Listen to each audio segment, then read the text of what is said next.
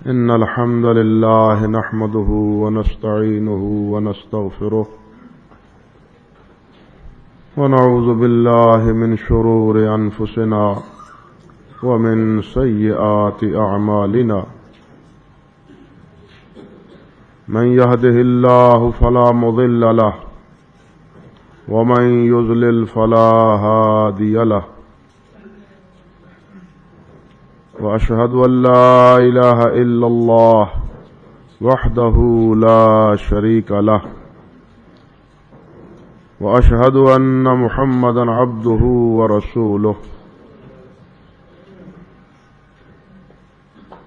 أما بعد فأعوذ بالله السميع العليم من الشيطان الرجيم من همزه ونفخه ونفثه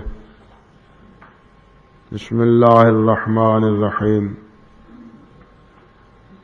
يا أيها الذين آمنوا اتقوا الله حق تقاته ولا تموتن إلا وأنتم مسلمون يا أيها الناس اتقوا ربكم الذي خلقكم من نفس واحدة وخلق منها زوجها وبث منهما رجالا كثيرا ونساء واتقوا الله الذي تساءلون به والأرحام إن الله كان عليكم رقيبا يا أيها الذين آمنوا اتقوا الله وقولوا قولا سديدا يصلح لكم أعمالكم ويغفر لكم ذنوبكم ومن يطع الله ورسوله فقد فاز فوزا عظيما اللهم صل على محمد وعلى آل محمد كما صليت على إبراهيم وعلى آل إبراهيم إنك حميد مجيد اللهم بارك على محمد وعلى آل محمد كما باركت على إبراهيم وعلى آل إبراهيم إنك حميد مجيد رب اشرح لي صدري ويسر لي أمري واحلل عقدة من لساني يفقه قولي اللهم انفعنا بما علمتنا وعلمنا ما ينفعنا وزدنا علما اللهم إنا نعوذ بك من علم لا ينفع ومن قلب لا يخشع ومن نفس لا تشبع ومن دعوات لا يستجاب لها قال الله سبحانه وتعالى وما آتاكم الرسول فخذوه وما نهاكم عنه فانتهوا وقال الله سبحانه وتعالى وما كان لمؤمن ولا مؤمنة إذا قضى الله ورسوله أمرا أن يكون لهم الخيرة من أمرهم ومن يعص الله ورسوله فقد ضل ضلالا مبينا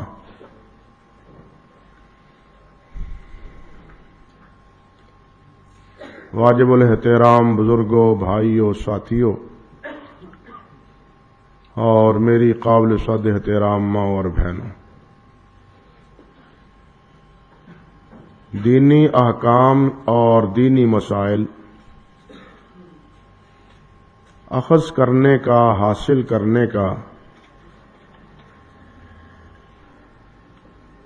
ایک ذریعہ اللہ کی کتاب قرآن مجید فرقان حمید ہے، اور دوسرا اللہ کے نبی حضرت محمد مصطفیٰ احمد مجتبیٰ صلی اللہ علیہ وسلم کے فرامین،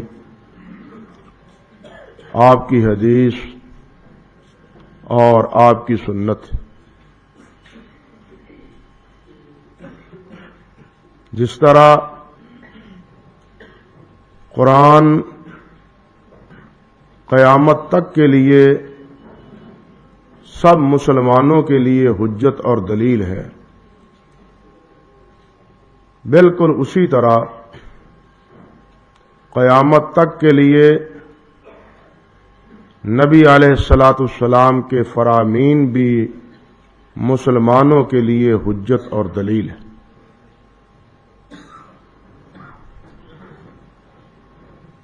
آپ کو یہ مرتبہ یا آپ کی حدیث کو یہ مرتبہ یا آپ کی سنت کو یہ مقام اور یہ حیثیت یہ کسی انسان نے، کسی امام نے، کسی فقیہ نے، کسی مجتہد نے نہیں دی، بلکہ آپ کے فرامین کی یہ حیثیت اور یہ مقام اور یہ مرتبہ اسی ذات باری تعالی نے مقرر اور متعین فرمایا ہے، جس مالک نے آپ پہ اپنا کلام قرآن مجید نازل کیا ہے۔ اور اسی نازل کردہ کتاب میں غیر مبہم انداز میں دو ٹوک اور واضح الفاظ میں یہ بات ارشاد فرمائی کہ وما آتاکم الرسول فخذوہ وما نہاکم عنہ فانتہوا، کہ رسول تمہیں جو دے وہ لے لو، اور جس چیز سے روک دے، منع کر دے، اس سے رک جاؤ۔ اللہ کے رسول صلی اللہ علیہ وسلم، انہیں اللہ سبحانہ و تعالی نے صرف کتاب نہیں دی، اور اللہ کے رسول علیہ الصلاۃ والسلام نے آگے امت کو بھی صرف کتاب ہی نہیں دی، بلکہ کتاب کے ساتھ ساتھ کچھ اور بھی بہت سی باتیں آپ نے ارشاد فرمائی ہیں اور امت کو وہ دی۔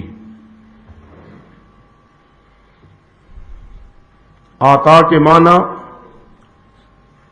معروف ہیں، دینا، عطا کرنا، بخشنا،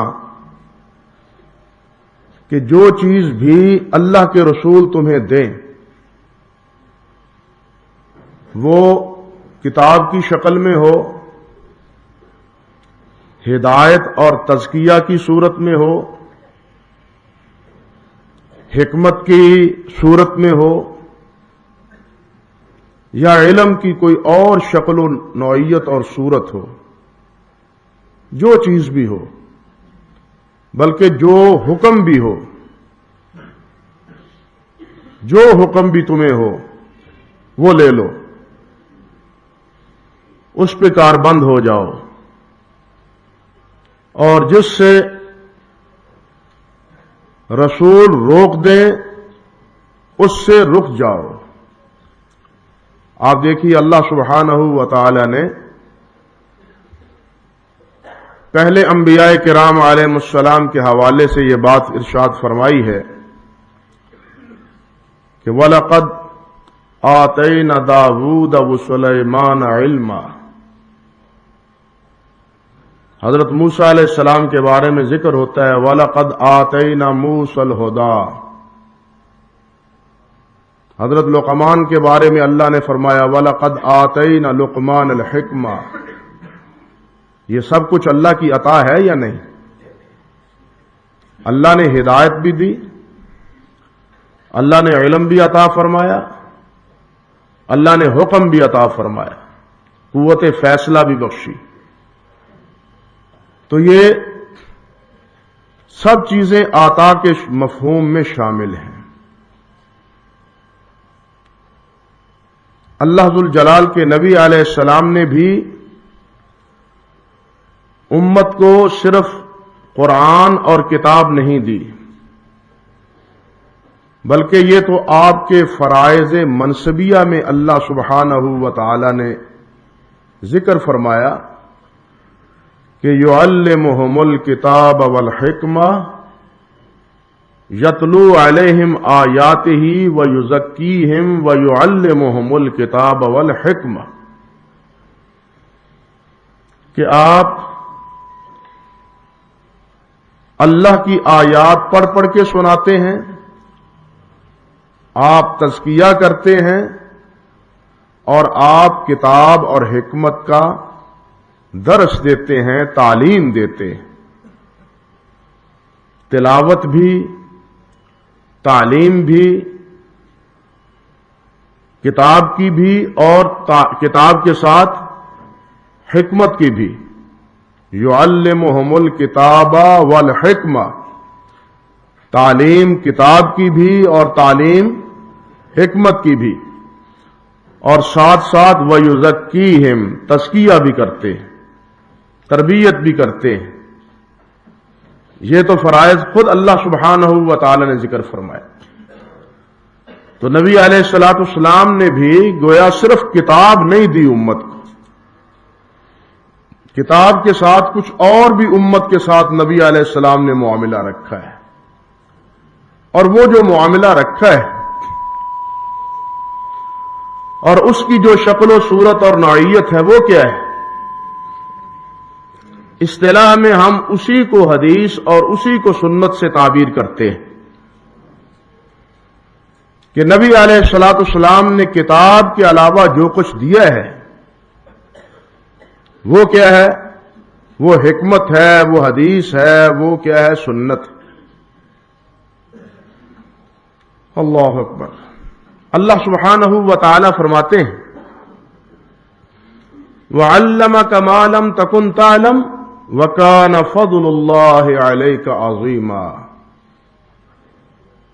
کہ اے میرے نبی محمد صلی اللہ علیہ وسلم، کہ عَلَّمَكَ مَا لَمْ تَكُنْ تَعْلَمْ، کہ آپ کو اللہ نے وہ کچھ عطا فرمایا ہے، وہ تعلیم دی ہے جو آپ اس سے پہلے نہیں جانتے تھے۔ وَكَانَ فَضْلُ اللَّهِ عَلَيْكَ عَظِيمًا، اور آپ پہ اللہ کا بہت فیضان اور بہت فضل ہے۔ سوچئے اور غور فرمائیے کہ نبی علیہ الصلوۃ والسلام کو جو اللہ نے تعلیم دی کہ وہ خالصتاً اور صرف قرآن ہی کی تعلیم تھی، یا اس سے ہٹ کے بھی اور کچھ بات تھی؟ نبی علیہ السلام نے پھر آگے جو تعلیم دی یا امت کو آگے کچھ سمجھایا اور بتلایا،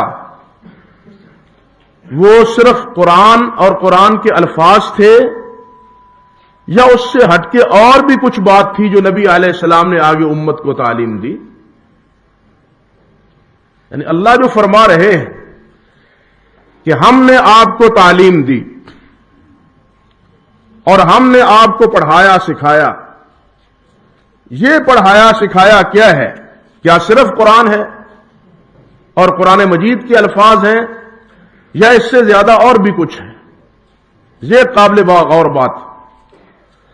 اور کیا قرآن پاک پہ ہی آپ نے عمل کیا، یا اس کے علاوہ اور تعلیم یا اور ذریعہ علم اس پہ بھی نبی علیہ الصلوۃ والسلام نے عمل کیا؟ دیکھنا یہ، تاکہ یہ پتا چلے کہ قرآن مجید میں جو حکم ہے اسی پہ آپ نے اکتفا فرمایا، یا اس سے ہٹ کے بھی کوئی اور حکم تھا، کوئی اور تعلیم تھی، کوئی اور مسئلہ تھا، باتیں تھیں جو اللہ سبحانہ و تعالی نے بتلائیں نبی کریم علیہ الصلوۃ والسلام کو؟ اس حوالے سے بہت سی باتیں، لیکن ایک بات دیکھیے، نبی علیہ الصلوۃ والسلام کی زندگی کا معروف واقعہ ہے، اور آپ سبھی تقریباً جانتے ہیں صلح حدیبیہ کا واقعہ۔ صلح حدیبیہ کے موقع پہ جب کفار مکہ سے نبی علیہ الصلوۃ والسلام کی صلح ہوئی، تو اس دوران جن شرائط پہ صلح ہوئی تھی، حضرت عمر فاروق اور اکثر صحابہ کرام رضوان اللہ علیہ مجمعین کے اس کے بارے میں تاثرات جو تھے وہ احادیث اور تاریخ کی کتابوں میں معروف ہے۔ دیکھنا یہ ہے کہ کسی کتاب میں یہ بات موجود ہے کہ اللہ ذو الجلال والاکرام نے اپنے نبی علیہ الصلوۃ والسلام کو یہ حکم دیا ہے کہ وَشَاوِرْهُمْ فِي الْأَمْرِ، وَشَاوِرْهُمْ فِي اے میرے نبی، آپ اپنے ان ساتھیوں سے معاملات کے بارے میں مشورہ کر لیا کریں۔ یہ اللہ کا حکم ہے یا نہیں؟ وَشَاوِرْهُمْ فِي الْأَمْرِ۔ مگر صلح حدیبیہ کے اس واقعے میں نبی علیہ الصلوۃ والسلام نے صحابہ کرام سے مشورہ کیا؟ اگر مشورہ ہوتا تو حضرت عمر فاروق کو اعتراضات کرنے کی نوبت پیش آتی؟ سمجھ رہے ہیں نا؟ حضرت عمر فاروق کو اعتراض کرنے کی نوبت پیش ہی نہ آتی اگر نبی علیہ السلام نے صحابہ کرام کو بٹھا کے جو ہے ان سے مشورہ کیا ہوتا۔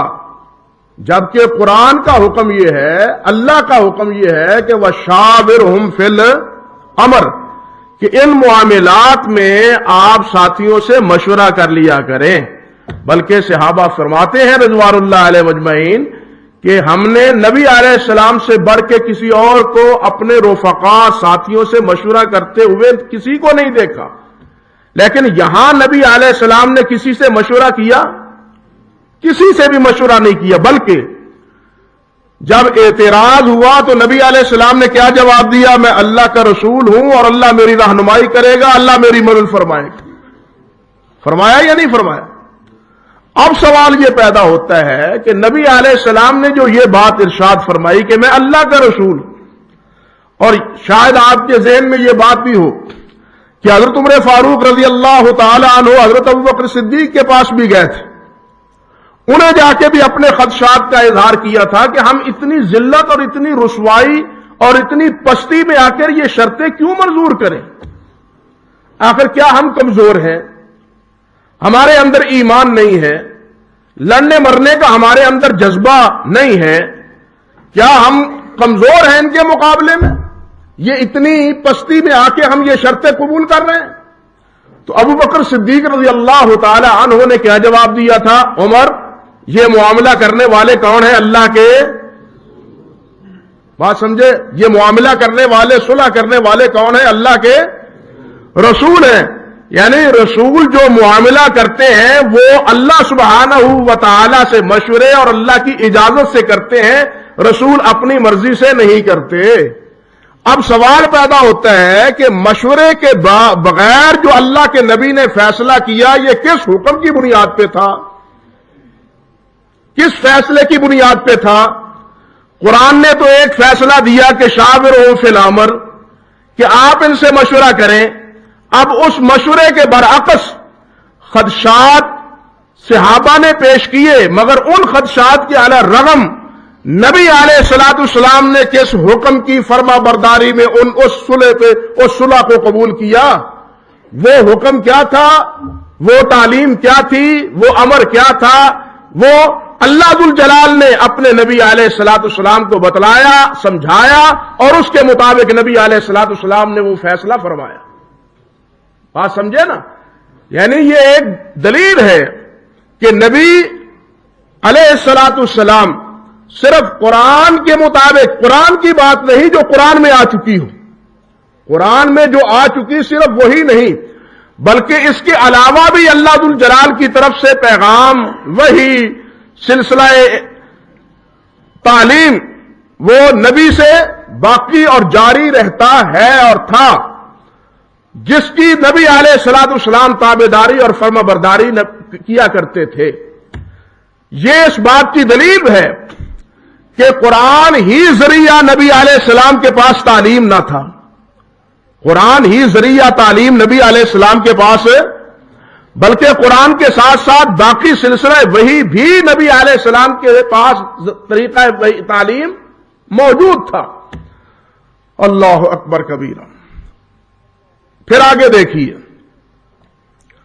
کہ نبی علیہ الصلوۃ والسلام کی حیثیت، نبی علیہ الصلوۃ والسلام کی کیفیت کیا ہے؟ اللہ احکم الحاکمین فرماتے ہیں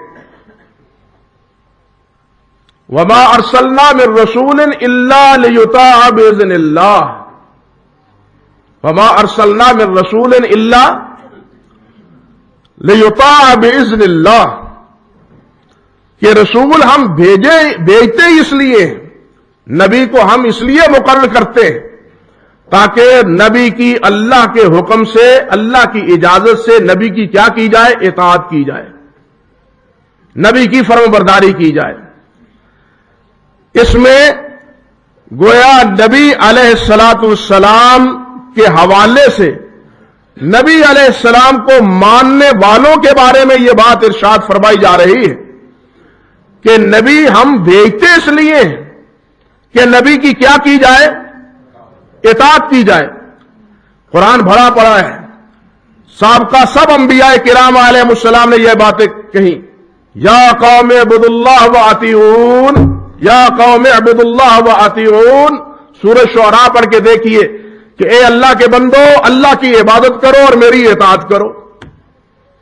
انبیاء نے اطاعت کا حکم دیا، اپنی اطاعت کا، اور یہی اطاعت کا حکم اللہ سبحانہ و تعالی اس اسلوب میں اور اس انداز میں دیتے ہیں، فرماتے ہیں کہ وما ارسلنا من رسول الا لیطاع باذن اللہ، رسول بھیجا ہی اس لیے جاتا ہے کہ رسول کی اللہ کے حکم سے اطاعت کی جائے۔ بھائیو، اگر اللہ کے رسول کی اطاعت ہی نہیں کرنی تو پھر رسول ماننے کا مقصد کیا ہوا؟ رسول ماننے کا نتیجہ کیا ہوا؟ بھائی رسول تو اس لیے مانا گیا، رسول تو اس لیے آپ کو رسول مانا ہے کہ ہم رسول کی کیا کریں؟ اطاعت کریں، اور رسول جو دے وہ لے لیں، رسول کی اطاعت کریں اور رسول جو دے وہ لے لیں۔ اگر رسول کی اطاعت نہیں ہے اور رسول جو دے اس کی فرما برداری نہیں ہے تو پھر رسول ماننے کا نتیجہ ہی کیا ہوا؟ پھر تو رسول ماننے کا فائدہ ہی کوئی نہ ہوا۔ آپ دیکھیے ان دونوں آیات کے حوالے سے حضرت عبداللہ بن مسعود رضی اللہ تعالی عنہ کا وہ مشہور واقعہ جو صحیحین میں بھی اور سنن کی کتابوں میں بھی موجود، کیا فرماتے ہیں؟ لعن اللہ الواشمات والمستوشمات، کہ اللہ ذوالجلال کی لعنت ہو ان عورتوں پہ جو اپنے حسن اور زیبائش کے لیے اپنے بالوں کو اکھیرتی ہیں، اپنے دانتوں کو باریک کرتی ہیں اور اپنے چہرے پہ رنگ بھرواتی ہیں۔ اب ایک عورت نے اٹھ کے کہا کہ اے عبداللہ، میں نے تو سارا قرآن پڑھا ہے، قرآن مجید میں تو کسی ایک جگہ بھی اللہ کی طرف سے یہ لعنت قرآن میں موجود نہیں ہے، آپ کیسے یہ بات کہہ رہے ہیں کہ لعن اللہ ہو، اللہ کی لعنت ہو؟ اب اللہ کی لعنت کا پتہ کس سے چلے گا؟ اللہ کی کتاب قرآن سے۔ یہی اشکال اس اللہ کی بندی کے ذہن میں آیا نا کہ اللہ کی طرف سے جو لعنت ہے اس کا ذکر کس میں ہونا چاہیے؟ اللہ کی کتاب میں ہونا چاہیے۔ اور عرض کیا، کہا کہ اللہ کے بندے عبداللہ، میں نے تو سارا قرآن پڑھا اور مجھے پورے قرآن میں کہیں یہ لعنت اور کہیں یہ حکم اللہ ذوالجلال کا نظر نہیں آیا، آپ کیسے کہہ رہے ہیں کہ اللہ کی لعنت ہو ان عورتوں پہ اور یہ عمل کرنے والیوں پہ؟ حضرت عبداللہ بن مسعود نے کیا جواب دیا تھا؟ لو قرأتی ہے لوجدتی ہے، اگر تو قرآن کو پڑھا ہوتا تو نے تو قرآن میں یہ حکم بھی پا لیتی۔ کیا قرآن میں تو نے یہ نہیں پڑھا وما آتاکم الرسول فخذوہ وما نہاکم عنہ فانتہوا، کہ اللہ کے رسول جو تمہیں دے دے وہ لے لو اور جس سے اللہ کے رسول روک دے اس سے رک جاؤ۔ جب اللہ کے رسول نے لعنت کی ہے تو یہ اللہ کے رسول کی لعنت نہیں ہے بلکہ اللہ ذوالجلال کی طرف سے لعنت ہے۔ سمجھے بات یا نہیں؟ یہ اللہ کے رسول کی اطاعت یا اللہ کے رسول کی کا حکم کیا صرف اللہ کے رسول کا ہے؟ غور فرمائیے کہ اللہ کے رسول کا ہے۔ سوچیے، اللہ ذوالجلال تو خود فرماتے شرع لکم من الدین ما لم یأذن بہ اللہ، شرع لکم من الدین ما لم یأذن بہ اللہ، کہ لوگوں نے ایسے دین بنا لیے ہیں جس کی اجازت اللہ ذوالجلال نے دی ہی نہیں۔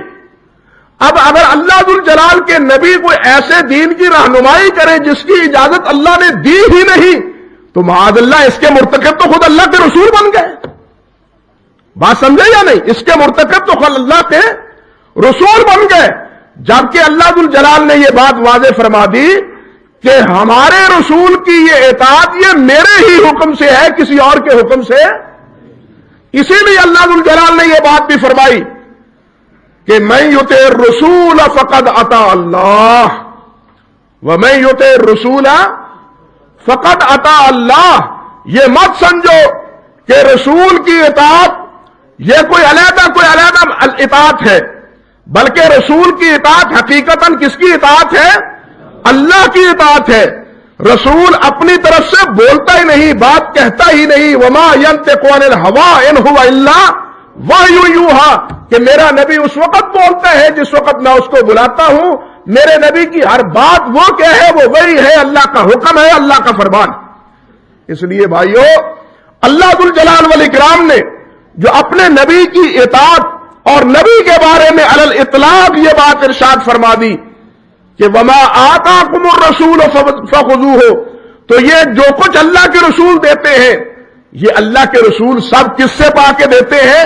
اللہ سے پا کے، اللہ سے سیکھ کے، اللہ سے حاصل کر کے، اللہ کا حکم معلوم کر کے، اور وہی بات آگے اللہ کے بندوں کو بتلاتے ہیں۔ اسی سے اللہ کے بندوں کو نبی علیہ السلام کیا کرتے ہیں؟ خبردار فرماتے ہیں۔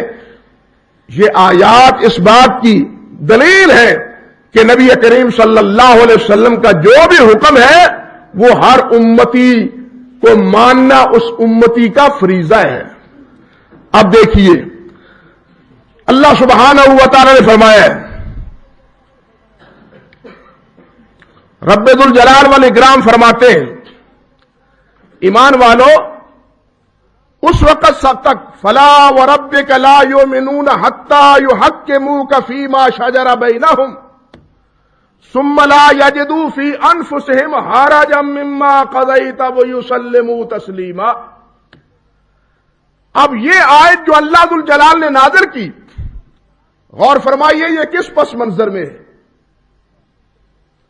اس کا شان ورود کیا ہے، اس کا سبب کیا ہے؟ سبب یہ بنا کہ حضرت زبیر رضی اللہ تعالی عنہ اور ایک انصاری کے معاملے میں آپس میں اختلاف ہوا،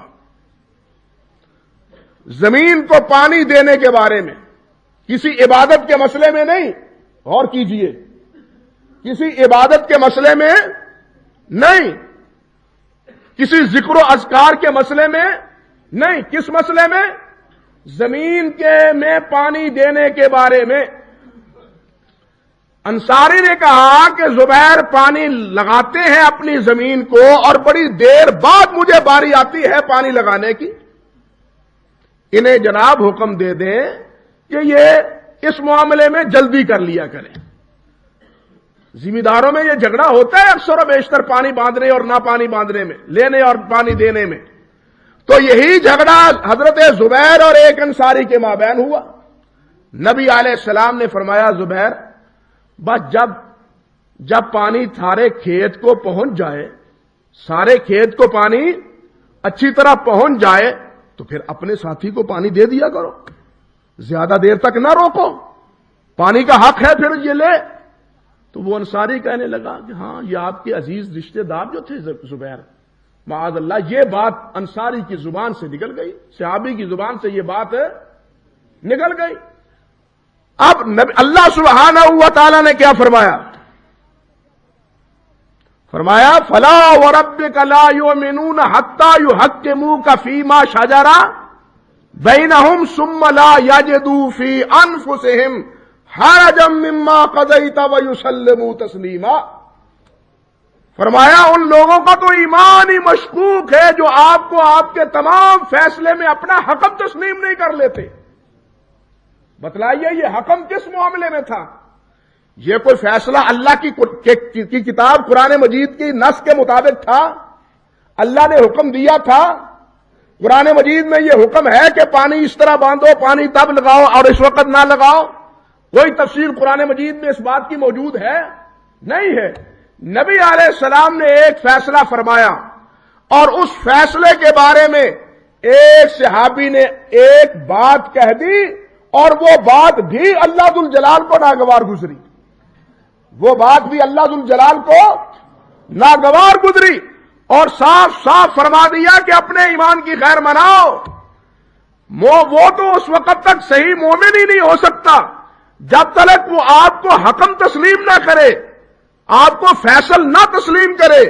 ثم لا یجد فی انفسہم حرجا مما قضیت، اور آپ جو فیصلہ کریں اس فیصلے کے بارے میں اپنے دل میں کوئی کھٹکا نہ رکھے، کوئی احساس پیدا نہ ہونے دے. اس میں یہ مت سمجھے کہ اس فیصلے میں میرا نقصان ہے، اس فیصلے میں مجھ پہ دھبا آتا ہے، اس فیصلے کے بارے میں مجھے نیچا دکھا دیا گیا، اس فیصلے کے بارے میں مجھے جناب کمزور ثابت کر دیا گیا.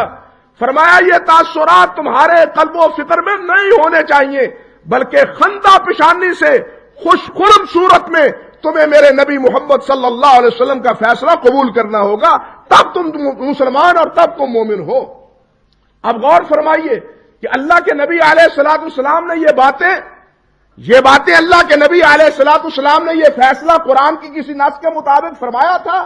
نہیں، بلکہ نبی علیہ السلام نے یہ فیصلہ اللہ کے حکم کے مطابق، وحی کے ذریعے، تعلیم کے مطابق، اس قوت فیصلہ کے مطابق فرمایا جو اللہ سبحانہ و تعالی نے آپ کو دے رکھی تھی، اور اس کو تسلیم کرنے کا اللہ ذوالجلال نے حکم فرمایا. بات مختصر کرتے ہیں، آگے آئیے. اللہ احکم الحاکمین فرماتے ہیں، رب ذوالجلال والاکرام نے یہ بات بھی ارشاد فرمائی کہ لقد کان لکم فی رسول اللہ اسوۃ حسنہ. لقد کان لکم فی رسول اللہ، کہ لوگوں، مسلمانوں، مومنوں، لمن کان یرجو اللہ والیوم الآخر وذکر اللہ کثیرا، جو قیامت کو مانتا ہے، ذکر و فکر کرتا ہے، ذکر و عبادت کرتا ہے، وہ ان کے لیے کیا ہے؟ لقد کان لکم فی رسول اللہ اسوۃ حسنہ.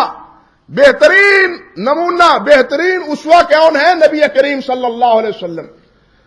نبی علیہ السلام کے علاوہ کسی امت کو یہ اتھارٹی حاصل نہیں ہے کہ وہ امت کے لیے یا کسی اور کے لیے وہ کیا ہو؟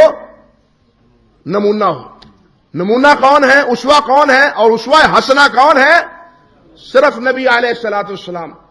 اب سوچئے اور غور کیجئے کہ یہ اسوہ صرف صحابہ کرام کے لیے تھے نبی علیہ السلام، بلکہ قرآن نے کہا لمن اسوۃ حسنہ لمن کان یرجو اللہ والیوم الآخر وذکر اللہ کثیرا. صحابہ کرام کے لیے اسوہ نہیں تھے، بلکہ قیامت تک کے لیے، جو قیامت تک کو مانتا ہے اور اللہ کو مانتا ہے، تمام کے لیے ان کے لیے نبی علیہ السلام حجت، اور تمام کے لیے نبی علیہ السلام اسوہ، تمام کے لیے نبی علیہ السلام نمونہ. ہمارے لیے بھی، ہمارے بعد قیامت تک کے لیے آنے والے جتنے افراد ہیں، ان تمام کے لیے نبی علیہ السلام کیا ہے؟ نمونہ ہے. میرے بھائیوں، اب غور کیجئے، اختصار سے عرض کرتا ہوں کہ ایک ماڈل اور ایک نمونہ کسی کو دیا جائے اور وہ نمونہ اور ماڈل گم ہو جائے، وہ ہاتھوں سے چھن جائے، کہیں کھو جائے، تو ہم اس کے مطابق کوئی چیز تیار کر سکتے ہیں؟ کر سکتے ہیں؟ نہیں کر سکتے. بھائی ماڈل محفوظ ہونا چاہیے نا، نمونہ محفوظ ہونا چاہیے نا. اگر نمونہ محفوظ نہ رہے، جو ناپ آپ نے اپنے قمیص کا دیا ہے، جو اس بلڈنگ کا نمونہ آپ نے کاریگر کو مہیا کیا ہے، اگر کاریگر اور درزی وہ نمونہ ہی ضائع کر دے اور وہ گم ہو جائے، تو بتلائیے وہ بلڈنگ استعمال کر سکے گا؟ وہ لباس بنا سکے گا؟ اس کے لیے تو نمونہ ہی نہیں ہے. بات سمجھے نا؟ اب نبی علیہ السلام کو جو اللہ ذوالجلال نے ہمارے لیے اسوہ حسنہ قرار دیا ہے، تو یہ اس بات کی دلیل ہے کہ آپ کا یہ اسوہ قیامت تک کے لیے محفوظ بھی ہے. یہ اسوہ قیامت تک کے لیے کیا ہے؟ محفوظ ہے. امت کے ہاتھوں یہ آپ کا نمونہ نہ اب تک ضائع ہوا اور نہ قیامت تک یہ امت کے ہاتھ سے ضائع ہوگا انشاءاللہ العزیز. بات سمجھے نا؟ نہ اب تک امت کے ہاتھ سے یہ نمونہ نکلا، ضائع ہوا، اور نہ ہی قیامت تک نبی علیہ الصلوۃ والسلام کا یہ اسوہ اور یہ نمونہ امت کے ہاتھوں ضائع ہوگا، یہ اس بات کی دلیل اور برہان ہے کہ نبی علیہ السلام کے فرامین اور آپ کی سنت، آپ کا طریقہ، آپ کے معمولات، آپ کے ارشادات وہ قیامت تک کے لیے محفوظ ہوں گے، وہ قیامت تک ضائع، کوئی ان میں سے ضائع جو دین کے حوالے سے ہے، اسوہ اور نمونہ کے حوالے سے ہے، وہ امت کے ہاتھوں ضائع ہوگا نہیں۔ اللہ اکبر کبیرہ۔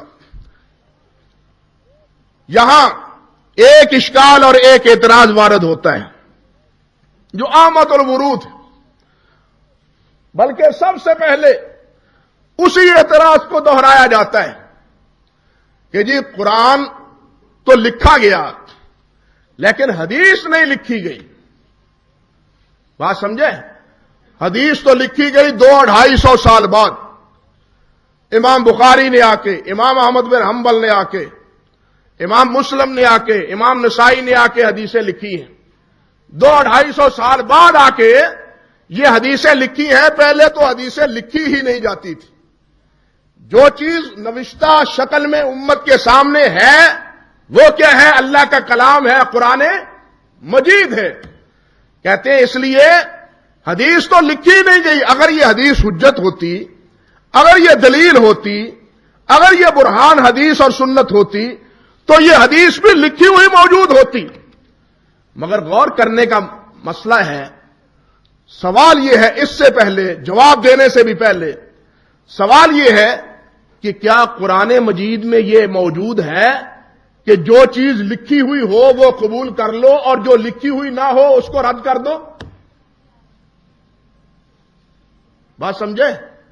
وہ قرآن میں یہ ہے 30 پاروں میں کہ جو لکھی ہوئی چیز ہو وہ مان لو، تم نے اس کو ماننا ہے جو لکھی ہوئی ہے، اور وہ قابل اعتبار ہے جو لکھی ہوئی ہے، جو لکھی ہوئی نہیں ہے وہ قابل اعتبار نہیں ہے، اور نہ ہی تم نے اس کو تسلیم کرنا ہے، اس کو ماننا ہے۔ کیا قرآن مجید میں یہ بات ہے؟ سوال یہ ہے، اور افسوسناک بات یہ ہے، سوال ہے اور افسوسناک بات یہ ہے کہ جس بات کا قرآن نے مطالبہ نہیں کیا، جو بات اللہ سبحانہ و تعالی نے فرمائی ہی نہیں، اب اس کے بارے میں، یعنی وہ اعتراض، وہ سوال یا وہ مناقشہ جو اللہ سبحانہ و تعالی نے فرمایا ہی نہیں، کسی بات کے مستحکم اور غیر مستحکم ہونے کے حوالے سے، کسی بات کے مستحکم اور غیر مستحکم ہونے کے حوالے سے جو بات اللہ نے فرمائی ہی نہیں، کچھ بھائی اور کچھ حضرات وہ بات لے کے قرآن کی اطاعت اور نبی علیہ السلام کی اطاعت کو چھوڑنے اور قرآن کو اخذ کرنے کے لیے اس چیز کو اپنے لیے حجت دلیل اور اس چیز کو اپنے لیے ایک سوال اور ایک آڑ بناتے ہیں۔ حالانکہ امر واقعہ یہ ہے کہ یہ اعتراض جو آج حدیث کا انکار کرنے والے اور حدیث کے بارے میں شکوک و شبہات پیدا کرنے والے پیش کرتے ہیں، یہی اعتراض قرآن پاک کے بارے میں اہل کتاب نے بھی کیا اور اہل مکہ نے بھی کیا۔ یہی اعتراض اللہ ذوالجلال فرماتے ہیں کہ انہوں نے کہا وَلَن نُؤْمِنَ لِرُقِيِّكَ حَتَّى تُنَزِّلَ عَلَيْنَا كِتَابًا نَقْرَأُهُ، کہ اے محمد صلی اللہ علیہ وسلم، ہم آپ کو نہیں مانتے، ہم آپ پہ ایمان نہیں لاتے، آپ کو تب مانیں گے جب آپ ایسی کتاب ہمیں دیں کہ ہم اپنی آنکھوں سے وہ کتاب پڑھ لیں۔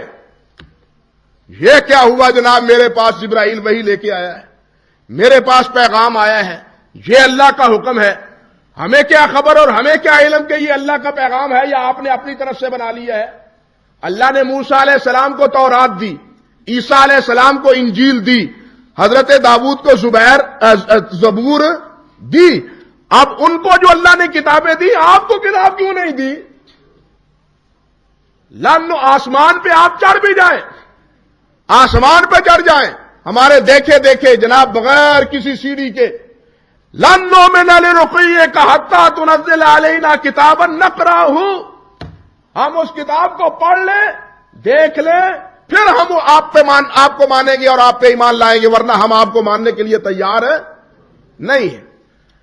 اللہ اکبر. قرآن کے بارے میں یہ اعتراض ہوا یا نہیں ہوا کہ ہم قرآن کو نہیں مانیں گے جب تک قرآن کتابی شکل میں موجود ہے؟ یعنی آج بھی اعتراض ہے کہ جناب حدیث کو نہیں مانتے اس لیے کہ حدیث کتابی شکل میں موجود ہے. وہ تو کتابی شکل میں ہمارے سامنے نبی علیہ السلام سے 200-250 سال بعد آئی، اس کا کیا اعتبار؟ یعنی جو اعتراض قرآن کے منکرین کرتے تھے آج وہی اعتراض حدیث اور سنت کے منکرین کرتے ہیں. دیکھیے قدر مشترک دونوں میں. ہاں اب دیکھیے قرآن پاک نے اس کا کیا جواب دیا. ایک جواب تو اللہ سبحانہ و تعالی نے یہ دیا، وَلَوْ نَزَّلْنَا عَلَيْكَ كِتَابًا فِي قِرْطَاسٍ فَلَمَسُوهُ بِأَيْدِيهِمْ لَقَالَ الَّذِينَ كَفَرُوا إِنْ هَذَا إِلَّا سِحْرٌ مُبِينٌ.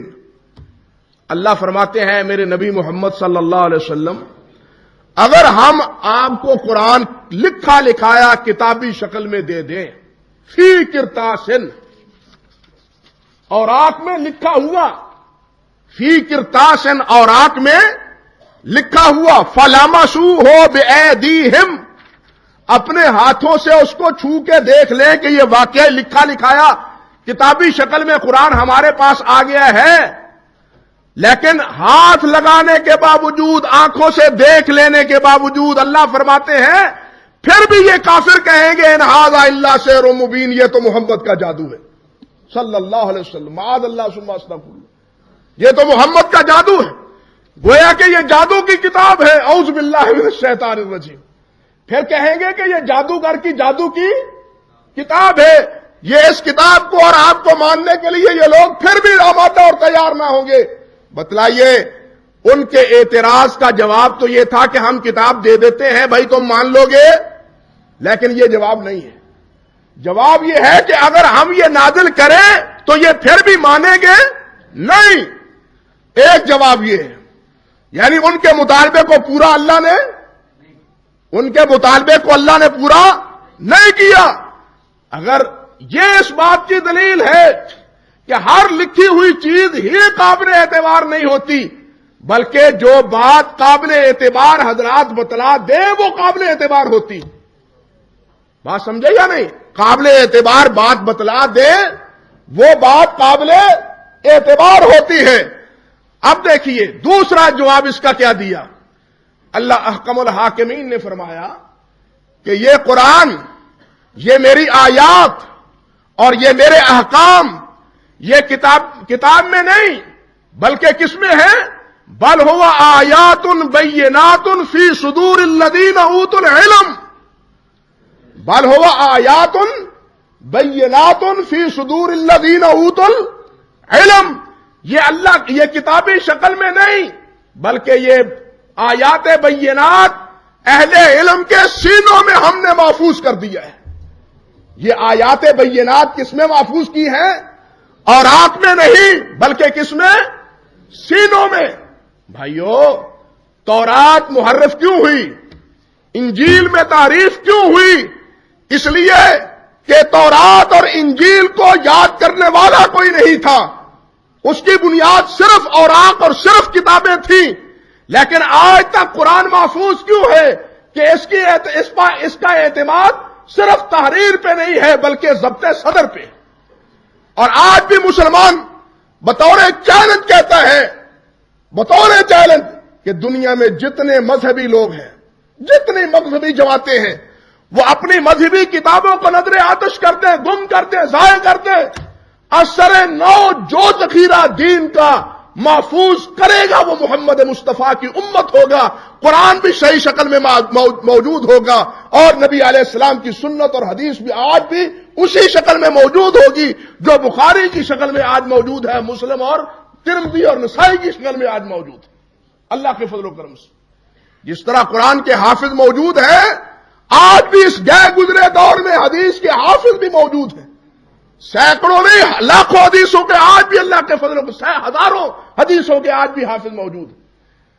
آج تو 2-3 سال پہلے اتفاق ہوا، میرے ہم ساتھی تھے حضرت مولانا حافظ عبد المنان صاحب حافظ اللہ ذوالجلال ان کی عمر دراز فرمائے. حضرت مولانا محمد عبداللہ صاحب تھے، ہم 4 ساتھی تھے، عمرے پہ اکٹھے تھے۔ مدینہ طیبہ میں شیخ عاصم قریوطی ہے، مدینہ طیبہ میں استاد، آج کل تو وہاں نہیں ہے۔ انہوں نے وہاں ایک نوجوان تھے، ان کا یحییٰ نام تھا۔ آپ اندازہ کیجئے کہ شیخ عاصم نے فرمایا ہمیں مخاطب کر کے کہ دیکھیے یہ شیخ یحییٰ ہیں، بالاسناد انہیں مسند احمد یاد ہے۔ مسند احمد بالاسناد، مسند احمد 6 جلدوں میں ہے، وہ باریک صفحات، اور آج جو تحقیق سے تھوڑی آئی ہے وہ کتنی جلدوں میں ہے مولوی صاحب؟ 50 جلدوں میں۔ ہاں، جو تھوڑی سی تحقیق سے آئی ہے وہ کتنی جلدوں میں ہے؟ اور شیخ عاصم کہہ رہے تھے کہ شیخ یحییٰ کو یہ ہے کیا ساری مسند احمد یاد اللہ کے فضل و کرم سے۔ یعنی آج جس طرح قرآن کے حافظ موجود ہیں، حدیث کے حافظ آج بھی اللہ کے فضل و کرم سے موجود ہیں، یہ صرف زبانی بڑھ نہیں ہے۔ بہرحال عرض کرنے کا مقصد یہ تھا کہ اللہ ذوالجلال نے فرمایا کہ یہ میری آیات کس میں محفوظ ہیں؟ اہل علم کے سینوں میں نے تو ان کو دلوں پہ منقش کر دیا ہے۔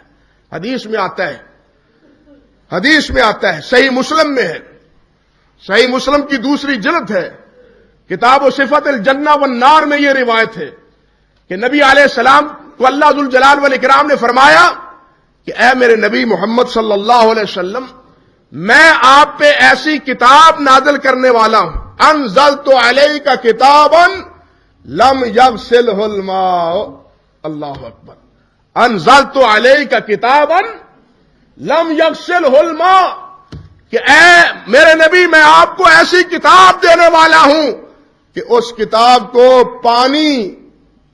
پانی اس کو محو نہیں کر سکے گا، پانی اس کو ختم۔ کیا مطلب؟ بات سمجھے کچھ؟ کیا مطلب؟ بھائی کتاب اگر اوراق میں لکھا ہوا ہو، کتاب لکھی ہوئی اوراق میں ہو، وہ پانی میں ڈال دیں تو وہ صفحات اور وہ لفظ محو ہو جائیں گے یا نہیں؟ ہو جائیں گے نا۔ یہ اب تو پرنٹنگ ہے نا، یہ پرنٹنگ بھی آپ جناب صبح سے شام تک رکھ دیں، اس کا بھی حلیہ بگڑ جائے گا۔ یہ تو چھپا ہوا ہے، پہلے تو ہے نا صرف سیاہی سے لکھا ہوا، قلم اور سیاہی سے، لیکن یہ پرنٹ کیا ہوا ہے، اور اس کو اگر صبح سے شام تک پانی میں اس طرح رکھ دیں تو اس کا بھی حلیہ بگڑ جائے گا، اس کی بھی یہ شکل و صورت باقی نہیں رہے گی۔ لیکن اللہ نے کیا فرمایا کہ انزلت علیک کتابا لم یغسلہ الماء، کہ ایسی کتاب میں آپ کو دینے والا ہوں کہ جس کو پانی دھو نہیں سکے گا۔ وہ کون سی کتاب ہے؟ وہ کتاب جو سینوں میں اللہ نے منقش کی ہے۔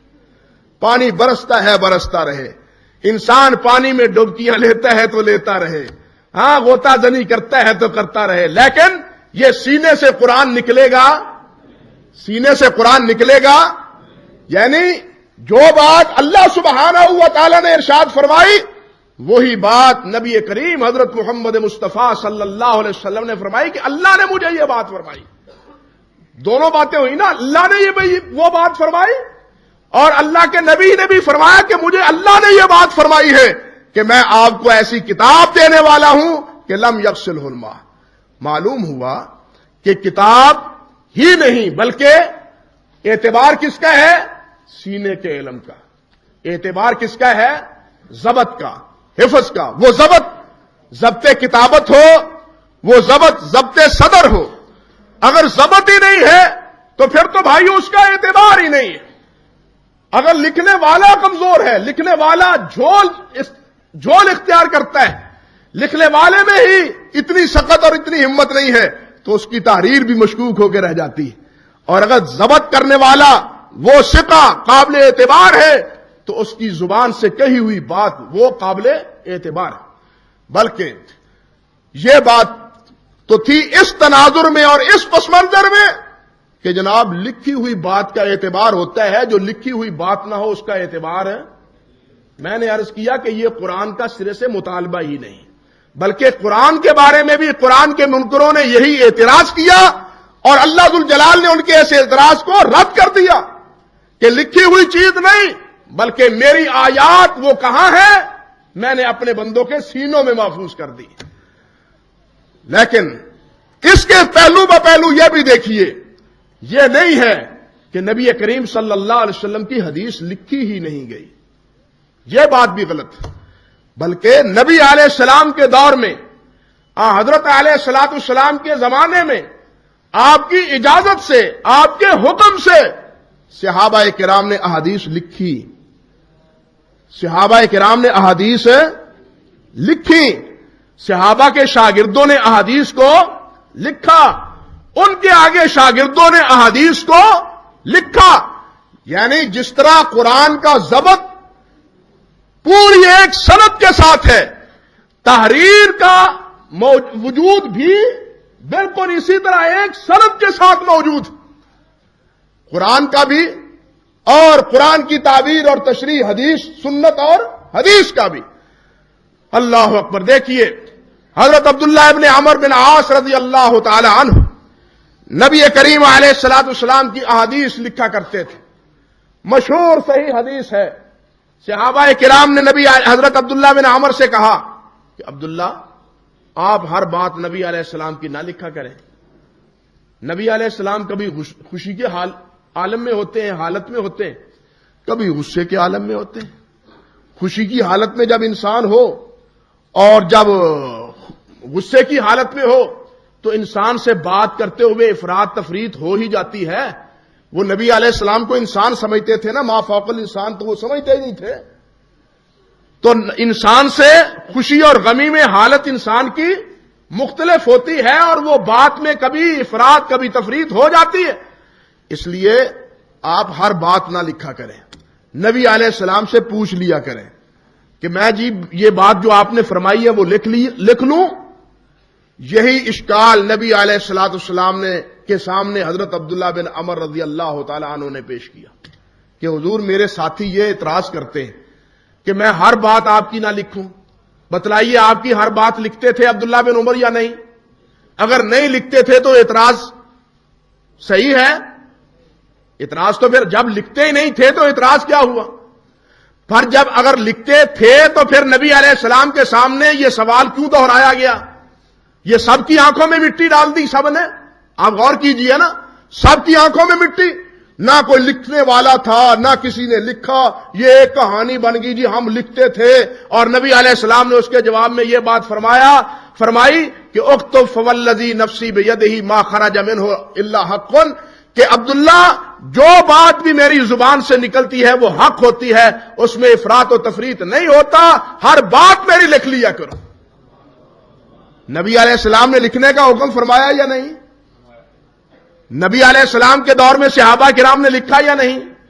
موجود، لکھا موجود. عبداللہ بن عمر رضی اللہ تعالی عنہ کی یہی لکھی ہوئی احادیث صحیفہ صادقہ کے نام پہ ان کے پڑپوتے عمر بن عاص رحمت اللہ علیہ کے پاس موجود تھی.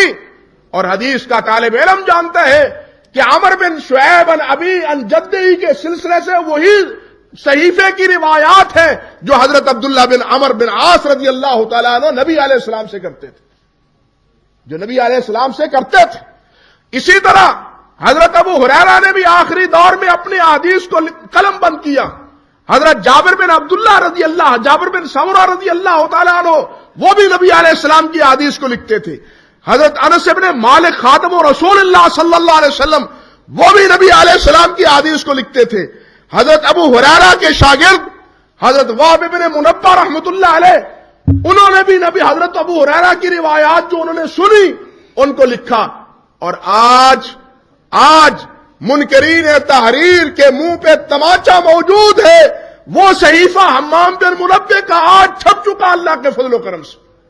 وہب بن منبہ جو تابعی ہیں، حضرت ابو ہریرہ کے شاگرد ہیں، ان کا جو صحیفہ مرتب کیا ہوا تھا احادیث کا وہ کیا ہے آج چھپا ہوا موجود ہے. اور لطف کی بات یہ ہے کہ اس صحیفے کو حمام بن منبہ سے روایت کرنے والے حضرت معمر بن راشد ہیں. معمر بن راشد سے روایت کرنے والے امام عبد الرزاق بن حمام ہیں. امام عبد الرزاق بن حمام سے روایت کرنے والے امام احمد بن حنبل رحمت اللہ علیہ ہیں. دوسرے محدثین بھی روایت کرتے ہیں. لیکن جو بات میں عرض کرنی چاہتا ہوں وہ یہ کہ صحیفے میں جو آج چھپا ہوا موجود ہے اس کی پہلی روایت اور آخری روایت، پہلی روایت کے الفاظ آخری اور سب روایتوں کے الفاظ سب کا تقابل کر کے دیکھ لیجئے، جو الفاظ پہلی روایت کے ہیں اور جو الفاظ آخری اور باقی روایات کے ہیں، اسی اسلوب میں، اسی ترتیب میں اور انہی الفاظ میں وہ روایات مسند احمد رحمت اللہ علیہ، امام احمد کی مسند میں موجود۔ مسند احمد میں وہ روایات کیا ہے؟ صحیفے کی وہ تمام کی تمام روایات ایک جگہ موجود ہیں۔ یعنی یہ کہنا کہ لکھا ہی کچھ نہیں گیا۔ آپ دیکھیے کہ صحابہ لکھتے ہیں، تابعین لکھتے ہیں، اور پھر تابعین سے ان کے آگے شاگرد در شاگرد ان کو لکھتے چلے آئے۔ اسی طرح حضرت معمر بن راشد جو وہب بن منبہ رحمت اللہ علیہ کے شاگرد، وہ بھی ان کی مسند اور ان کا صحیفہ، ان کی روایات اور مرویات کا ذکر بھی تاریخ کی کتابوں میں موجود۔ حضرت انس رضی اللہ تعالی عنہ اور دوسرے صحابہ کرام کے کبار تابعی حضرت امام محمد زہری رحمت اللہ علیہ، ان کی روایات بھی احادیث کی کتابوں میں ہی نہیں بلکہ ان کی روایات بھی خود انہوں نے اپنی روایات کو قلم بند کیا، اپنی روایات کو قلم بند کیا، جمع کیا۔ بلکہ حال تو یہ ہے، کتابوں میں تو یہاں تک موجود ہے کہ حضرت امام زہری رحمت اللہ علیہ کے صحائف اور ان کی مرویات اور ان کی روایات کا یہ سلسلہ وہ کتابوں میں، رسائل میں، کاپیوں میں، اوراق میں اتنا دستیاب تھا، اتنا عام تھا کہ بازاروں میں جس طرح آج چھپی ہوئی کتابیں ملتی ہیں، حضرت امام زہری رحمت اللہ علیہ کی روایات بھی اسی طرح بازاروں میں ملتی تھی۔ ان کی کتابیں، روایات بازاروں میں ملتی تھیں، ان کی مرویات صحائف میں موجود تھیں۔